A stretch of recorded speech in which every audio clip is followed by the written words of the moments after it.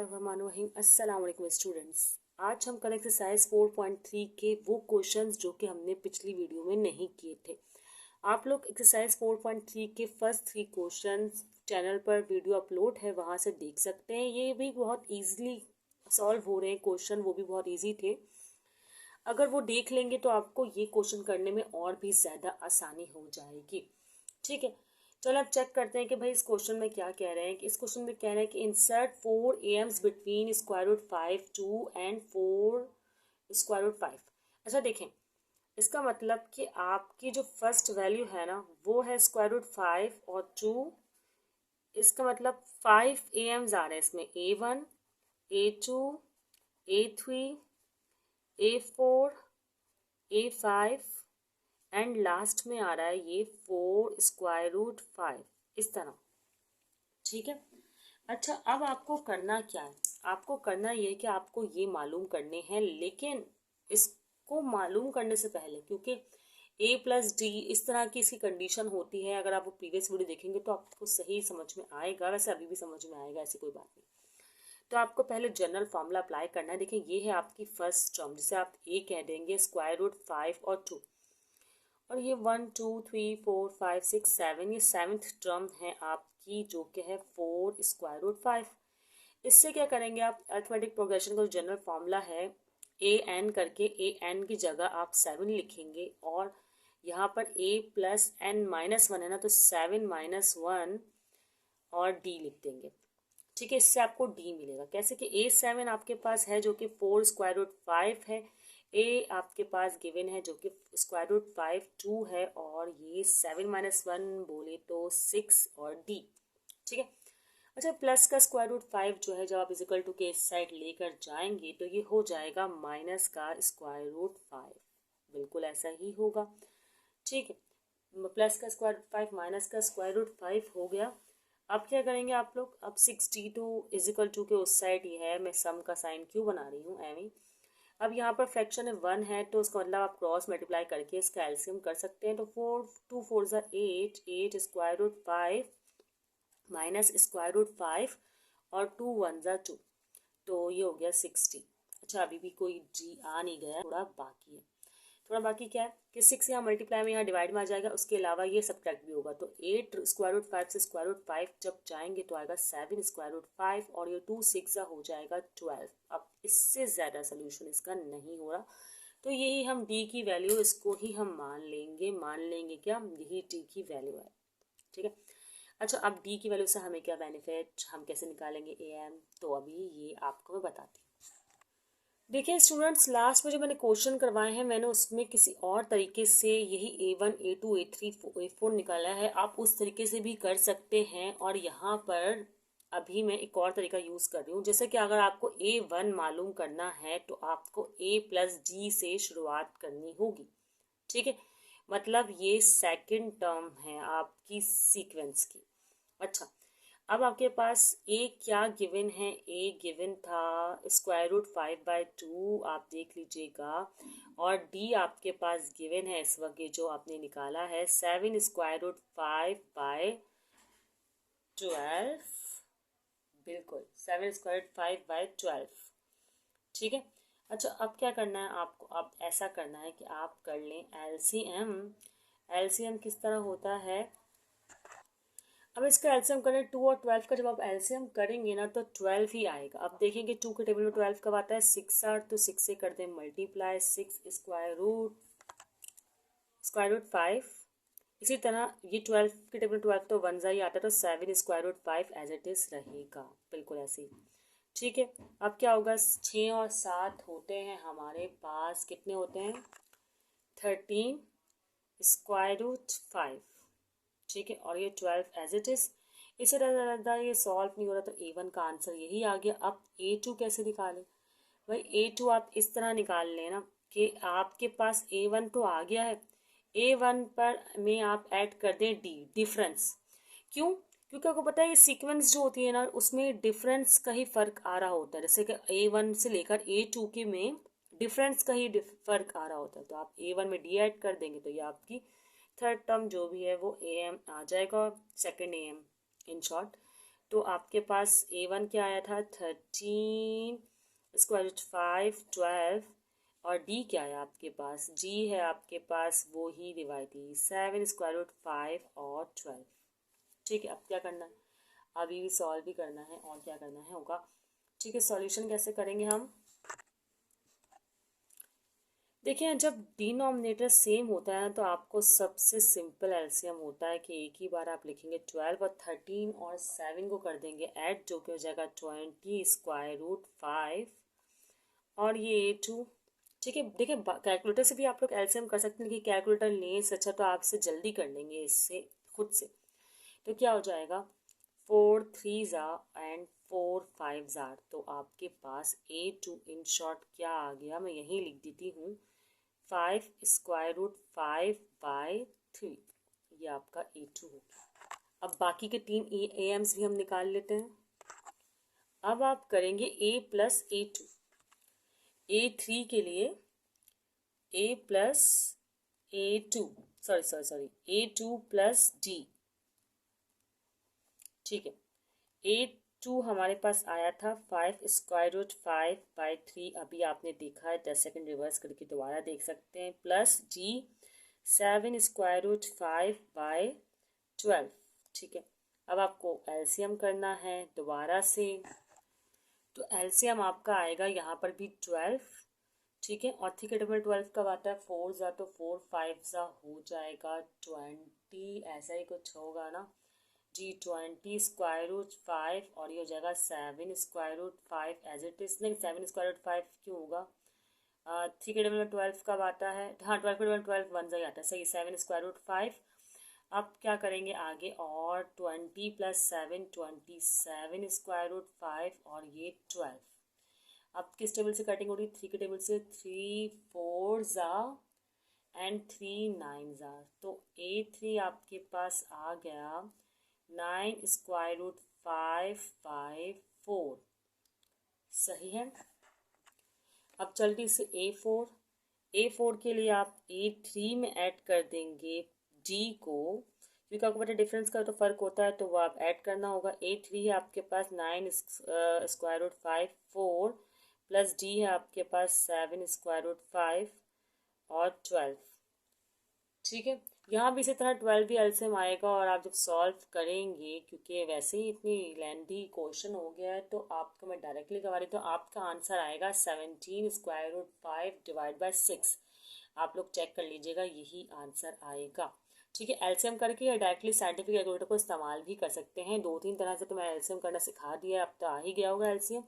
ठीक है, A5 भी इसी तरह होगा। A5 में क्या करेंगे आप, A4 प्लस D करेंगे और A5 लिखेंगे। A4 है 17 स्क्वायर रूट 5 और 6, इसी तरह ये है आपके पास D क्या है 7 स्क्वायर रूट 5 और 12। ओके, चलें इसमें A5 में दोबारा एलसीएम करके आपको बता देती हूँ। A5 और यहाँ पर आया 12 एलसीएम का, 6 के 12 2 ज़ा आता है, 17 2 ज़ा 34 स्क्वायर रूट 5 और ये 7 एज इट इज रहेगा, क्योंकि 12 के टेबल 12 1 ज़ा ही आता है। ठीक है, अब क्या करना है, अब क्या यही करना है ना, ऐड करना है। 34 और 7 हो जाएंगे 41 स्क्वायर रूट 5 और ये 12, अब इसमें कैंसिलेशन तो हो नहीं रही, तो इसका मतलब यह कि 5 अरिथमेटिक मीन्स आ गए। इसको मैंने पिछली वीडियो में बताया था कि आप कैसे रिप्रेजेंट कर सकते हैं, कि जहाँ A1 A2 A3 आ रहा हो, आपने करना ये है कि जहाँ पर A1 A2 A3 A4 A5 है, वहाँ पर जो आपके आंसर्स आए हैं वो लिख देंगे, और ये फर्स्ट सीरीज और ये लास्ट इसी तरह आप लिखेंगे, तो आपका आंसर जो है अच्छा रिप्रेजेंट हो जाएगा। चलिए नेक्स्ट क्वेश्चन करते हैं।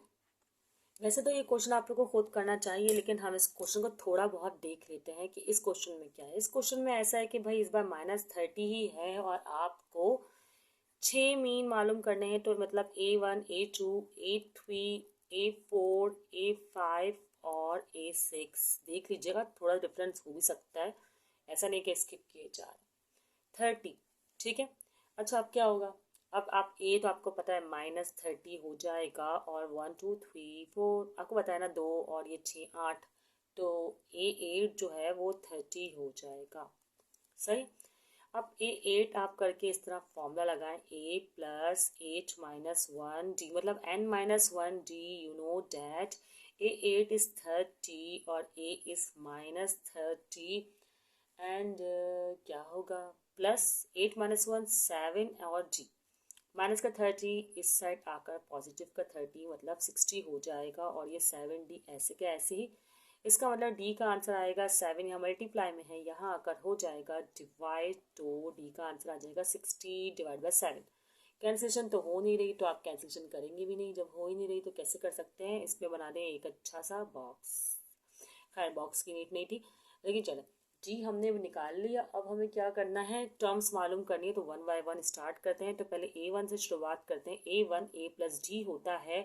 आप चाहे तो A+2D करके सेकंड और A+3D करके 4A+4D करके भी कर सकते हैं। मैं सोचूंगी भाई मुझे किस तरह करना है, दोनों मेथड ओके। फर्स्ट वीडियो में एक मेथड बता दिया है तो अब सेकंड मेथड इस ट्राई। अच्छा -30 और G है हमारे पास 60 डिवाइड बाय 7। अब क्या करना होगा आपको, कुछ नहीं, एलसीएम करना होगा। एलसीएम कैसे होगा, 7 30 7 7 3 21 होता है ना, तो माइनस का 210 हो जाएगा और ये 60 एज इट इज रहेगा और ये 7।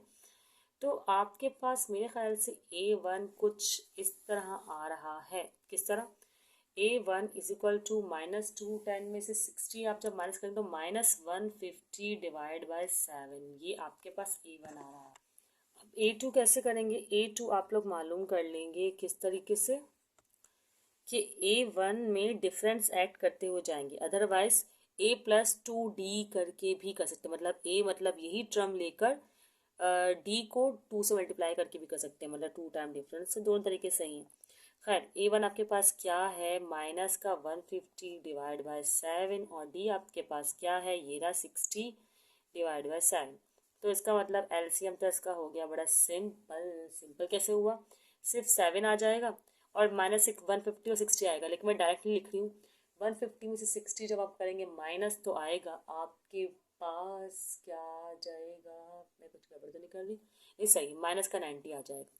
तो मैंने डायरेक्ट कर दिया, बस 7 एक डिनोमीटर सेम हो जाएगा और फिर ये ऐड सब्ट्रैक्ट हो जाएंगे, तो मैंने डायरेक्टली कर दिया, कोई इतनी बड़ी बात नहीं। A3 को भी डायरेक्ट करूँगी भाई, ताकि टाइम आप लोग कर लेते, मुझे पता है समझ में आता है आप लोग को, तो इसलिए टाइम सेविंग। A2 होता है -90 और 7 प्लस G मतलब 60 डिवाइड बाय 7। तो इस बार मैं यहाँ पे ही आंसर लिख रही हूँ। किस तरह, माइनस का 90 और 60 आप ऐड सब्ट्रैक्ट करेंगे तो आपके पास आंसर आएगा माइनस का 30। सही है, 90 60 माइनस करके 30 आएगा ना, और 7 डिनोमीटर सेम। ठीक है, ये आपके पास A3 हो गया।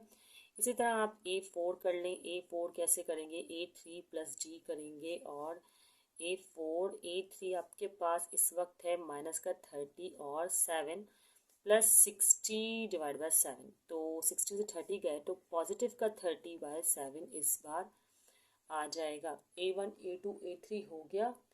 अब A4 भी हो गया। अब A5 भी आप इसी तरह निकाल लेंगे, जो कि आपके पास A5 आप लोग खुद निकाल लीजिएगा। सही है, क्या करना होगा आपको, A4 + G करना होगा, जिसका आंसर क्या आएगा, A5 का आंसर आपके पास आ जाएगा 90 डिवाइड बाय 7। ठीक है, और क्या, इसी तरह A6 कर लेंगे। A6 का आंसर किस तरह आएगा, आपको A5 में डिफरेंस मतलब D ऐड करना होगा। तो A5 सपोज करें 90 बाय 7 है, तो G 60 बाय 7 है। आपके पास इस तरह आंसर आएगा 90 बाय 60।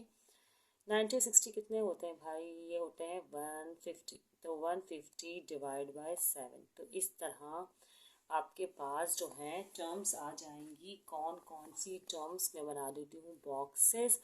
पहली तो आपके पास ये रही जो आपको 6 मीन्स मालूम करने थे। सेकंड आपके पास ये रही, ठीक है। थर्ड ये है A3, फिर फोर्थ ये रही A4, ये है फिफ्थ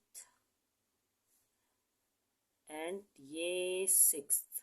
ठीक है, तो इस तरह आपके 6 अरिथमेटिक मीन्स आ गए। रिप्रेजेंट करने का तरीका भी मैं आपको बता चुकी हूँ। ठीक है, चलिए नेक्स्ट क्वेश्चन स्टार्ट करते हैं। तो स्टूडेंट्स ये क्वेश्चन नंबर 6 बड़ा इंटरेस्टिंग सा क्वेश्चन है, सिंपल सा क्वेश्चन है। If 5 and D R 2 AMs between C and D, मतलब सी इज फर्स्ट टर्म, उसके बाद आपको इस बार एम ही दिए हुए हैं जो कि सी और डी के दरमियान है। चले कोई बात नहीं, अच्छी बात है। इस बार आपको एम निकालने नहीं है, एम गिवन है, first term and last term मालूम करनी है तो कर लेंगे। अच्छा देखें, सबसे पहला काम तो डिफरेंस मालूम कर ले। अब आप सोचेंगे यार फर्स्ट एंड सेकंड टर्म का डिफरेंस होता है, नहीं, डिफरेंस किसी भी दो टर्म का हो सकता है। तो अभी हमें ये दो नंबर गिवन है तो हम इससे डिफरेंस मालूम कर लेते हैं 8 - 5 करके। तो ये 3 आ गया डिफरेंस, वेरी इजी। ठीक है, यहाँ तो हो गई हमारी कहानी ख़त्म। नहीं, अभी ख़त्म नहीं हुई कहानी। अच्छा, आप क्या करेंगे, अब आगे अब आपको पता है कि ये जो होता है ना, ये आपके पास होता है A1 और ये A2 होता है। तो इसका मतलब आपके पास A1 जो है ना इस वक्त 5 है। फिलहाल A2 नहीं लिख रही मैं, A1 ये 5 है। तो आपको पता है कि A1 के लिए आपको फॉर्मूला लेना होता है A+D। A1 आपको 5 गिवन है और जो A है ना first term A is first term, तो फर्स्ट टर्म यहाँ पर आपके पास C ही है। ठीक है, और डी आपने निकाल लिया था जो कि आया था 3। तो ये पॉजिटिव का 3 सेट जाकर हो जाएगा नेगेटिव का 3, तो आपके पास आ जाएगा सी जो कि है 2। चलें ठीक है भाई, इस सीक्वेंस का पहला हिस्सा तो आपके पास आ गया जो कि है सी। तो सी को कर दें आप लोग बॉक्स में बंद। अब रही सेकंड की बारी। तो सेकंड भी कोई इतना मुश्किल नहीं है। अब आप देखिए सेकंड टर्म है कौन सी। अच्छा, आप सोचोगे यार इसको मैं A2 निकाल लेता हूँ और फिर A2 निकालने के बाद जो है ना आगे करता हूँ। नहीं, आप क्या करें भाई, ये 1 2 3 4th टर्म है ना, आप जनरल फॉर्मूला लगा दें डायरेक्टली। फोर्थ टर्म का जनरल फॉर्मूला होता क्या है, A4 है ना, A+N-1D। तो आप क्यों उन चीज़ों में इन्वॉल्व हो रहे हैं, आप डायरेक्टली ये कर लें क्योंकि आपके पास फर्स्ट टर्म भी है, N-1 भी को पता है 4 है, तो A4 नहीं है आपके पास, है A4 नहीं। अच्छा, A4 ही तो नहीं, तो D निकालना है ना आपको, तो यहाँ पे आप D लिखते हैं। ठीक, अब क्या है, A क्या आपके पास, A आपने ये निकाल लिया, फर्स्ट टर्म इस C, इस वक्त C ही A है, तो ये हो गया 2। अच्छा, N-1 मतलब 3, नहीं 4 और G आपके पास था 3। चलें जी, G is equal to 2 plus 4 - 1 मतलब 3, और 3 को मल्टीप्लाई कर दें 3 से, तो क्या आंसर आ जाए आपके पास 2 और 3 3 से 9, पहले 9 + 2 तो 11 आ गया। तो इसका मतलब आपने C और D की वैल्यू निकाल दी, और आपको मालूम करने के लिए भी C और D की वैल्यू ही कही थी, तो हो गया काम। तो अब ये क्वेश्चन आपका हो गया सॉल्व। अब नेक्स्ट क्वेश्चन स्टार्ट कर देते हैं, लास्ट है। वैसे तो वीडियो लॉन्ग हो गई, लेकिन अब एक ही तो क्वेश्चन रह गया है तो कर ही लेते हैं। ठीक है, अब इस क्वेश्चन को ज़रा गौर से समझिएगा कि क्वेश्चन वाकई समझने वाला है। अभी तक तो बहुत आसान से क्वेश्चंस थे, इजीली हो रहे थे। ठीक है, ये भी आसान है, ये नहीं कि मैं डरा रही हूँ, लेकिन ये समझने वाला है, ज़रा गौर से सोचिए। कह रहे find n so that A n+5 + B n+5 A n+5 B n+4 है, n+4 सॉरी, खैर ये पावर है, इग्नोर डैट। लेकिन चलें, कह रहे हैं कि आप प्रूफ करें may be the arithmetic mean between A and B, और आपको n मालूम करना है। मतलब ये अरिथमेटिक मीन आपको दिया हुआ है इस बार। अच्छा, हमने प्रीवियस वीडियो में ना एक फॉर्मूला डिस्कस किया था कि अगर हमें किसी भी दो टर्म के दरमियान AM मालूम करना होगा तो वो फॉर्मूला ज़रा सा ऐसा होगा, A+B/2, है ना। तो हम लिख देते हैं कि भाई ऐसे ही नो डैट, सही है। अच्छा, अब ये इसके बराबर होगा, ए एम आपको गिवन है कि कह रहे हैं कि so that this term may be A M between A and B. तो आप क्या करें कि ए हाँ बिल्कुल ऐसे, ठीक है, ये पूरी टर्म लिख लें, A power n+5 plus B power n+5 और A power n+4 plus B power n+4। ठीक है, अच्छा ये टर्म ऐसे ही रहेगी, A+B और /2।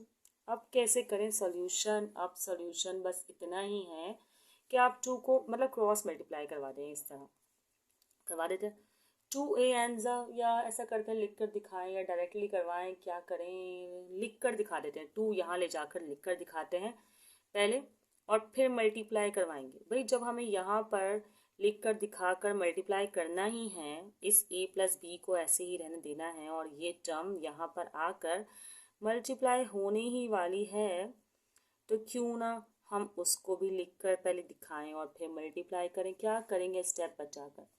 अच्छा 2an+5 तो ये हो जाएगा 2an+5 और यहाँ भी 2 मल्टीप्लाई होगा तो 2bn+5। चलो थोड़ा क्लियर लिखने की कोशिश करती हूँ। ये क्या होगा, देखें ये दोनों बेस सेम है तो पावर n में तो ऐड होने से नहीं रही तो 4 में ऐड हो जाएगी।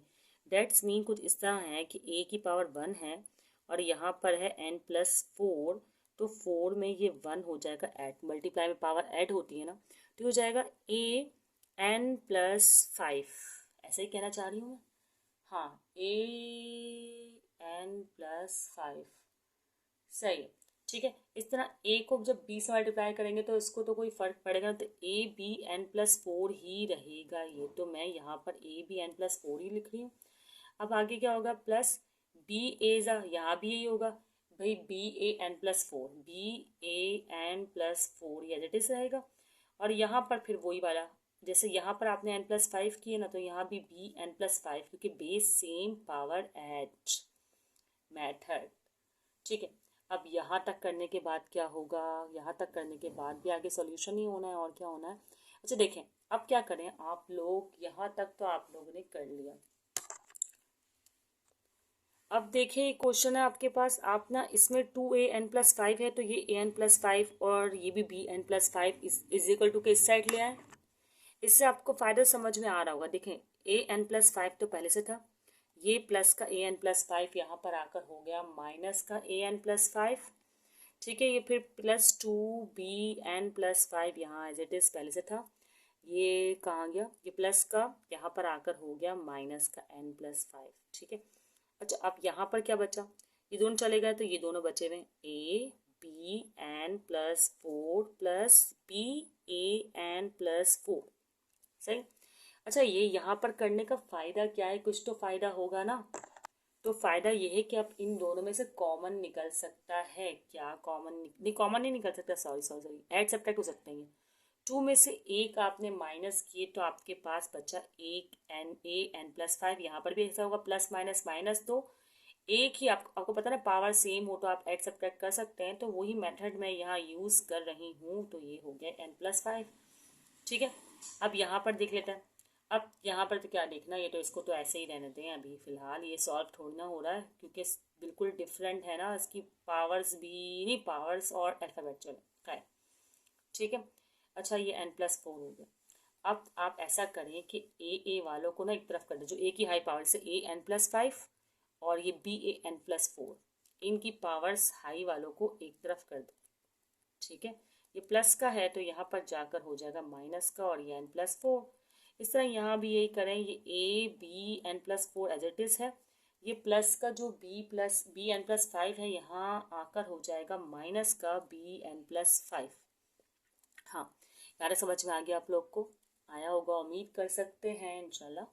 अच्छा ये an+5 है और an+4, तो इनमें से एक n कॉमन निकल सकता है और कम से कम 4 कॉमन निकल सकता है, तो मैं an+4 कॉमन ले लूँगी। अब यहाँ पर तो n+5 था तो उसका मतलब 5 पावर में से एक पावर बच गई, मतलब a बच गया रिमेनिंग, और यहाँ पर आपके पास b, यहाँ तो पूरा an+4 बाहर आ गया ना, तो यहाँ पर कोई भी a की पावर आपके पास रिमेनिंग नहीं आई। ठीक है, इसी तरह यहाँ पर भी ऐसे ही होगा, इन दोनों में आप bn+4 कॉमन लेंगे तो आपके पास क्या होगा, तो यहाँ पर तो कोई b रिमेनिंग नहीं होगा, सिर्फ a होगा। हाँ यहाँ पर पावर 5 थी तो सिर्फ 4 पावर गई है तो एक पावर यहाँ पर बच जाएगी, मतलब एक b यहाँ पर रिमेनिंग होगा। ठीक है, अब क्या करना है आप लोग को, ठीक है अब क्या करें, देखें a-b यहाँ से भी कैंसिल हो सकता है, लेकिन मैं आप लोग की खातिर एक स्टेप करके दिखा देती हूँ। ये रहा an+4 और ये रहा bn+4 और ये a-b अपनी जगह पर था, ये वाला जो a-b है ना वो डिवाइड में आ गया है और ये हो गया कैंसिल, आ गया 1। ठीक है, अच्छा इसका स्क्रीनशॉट ले लें एक बार क्योंकि थोड़ा सा कॉम्प्लिकेटेड है तो आप लोग को प्रैक्टिस करनी होगी, तो स्क्रीनशॉट अपने पास लेकर रख लें। चलें अब आगे करते हैं। ठीक है, फिर एक और स्क्रीनशॉट ले लीजिएगा, कहाँ जा रहा है पेपर, यहीं है। अच्छा जी, अब क्या करेंगे हम, अब ना आप ना यहाँ तो 1 आ गया, एक रूल है मैथ्स का, जैसे फॉर एग्जांपल यहाँ a है और उसकी पावर भी x है और b है उसकी पावर भी x है, तो आप इसको होल पावर बनाकर लिख सकते हैं। तो आप यहाँ पर यही करने वाले, दोनों की पावर बिल्कुल है एज इट इज सेम, तो आप इसको होल पावर बनाकर लिख सकते हैं n+4। ठीक है। अच्छा यहाँ पर 1 है, तो अगर हम पावर पावर को कंपेयर कर सकते हैं, सही है ना, वो भी तब जब बेस सेम हो। तो आपको बेस सेम करने के लिए यहाँ पर लिखना होगा ए बी ही। अब आप लोग बोलेंगे भाई ये ए बी कहाँ से आ गया, हम अपनी मर्जी से लेकर आ गए, लेकिन अगर हम इसकी पावर 0 लिख दें तो ये बराबर हो जाएगा इसी 1 के। हम मैथ में इस तरह चेंजेस कर सकते हैं जिससे रूल्स वायोलेट ना हो, मतलब कि अगर वापसी सॉल्व करें तो वही आंसर आ जाए। तो a by B is equal to power 0, sorry is equal to power 0 क्या होता है, a बाय बी पावर 0 बराबर होता है 1 के। बिकॉज किसी भी चीज़ पर आप, जैसे कि अगर 100 है, 100 पर भी 0 पावर है तो वो 1 के ही बराबर होगा। इस तरह 101010 कुछ भी है उसकी पावर भी 0 है तो वो 1 के ही बराबर होगा। ए बी सी की पावर भी 0 है तो वो 1 के बराबर होगा, मतलब किसी भी नंबर की पावर 0 हो तो वो 1 के ही बराबर होता है। ये आप लोगों ने पढ़ा हुआ होगा। तो इस तरह अब हम एक काम कर सकते हैं, वो क्या काम कर सकते हैं कि बेस हो गए सेम तो पावर कर सकते हैं compare, n+4 is equal to 0, plus का 4 वहाँ जाकर हो जाएगा इज इक्वल टू के सेट जाकर माइनस का 4। तो यहाँ पर हो गया आपका क्वेश्चन सॉल्व। n ही इन्होंने कहा था कि आपको निकालना है और आपने n की वैल्यू जो है वो डिटरमाइन कर ली है। ठीक है स्टूडेंट्स, क्वेश्चन अगर आपको कोई पूछना हो तो आप लोग कमेंट सेक्शन में पूछ सकते हैं और वीडियो को आगे दोस्तों को भी ज़रूर शेयर कीजिएगा। अपना ख्याल रखिएगा, दुआओं में याद रखिएगा। अल्लाह हाफिज़।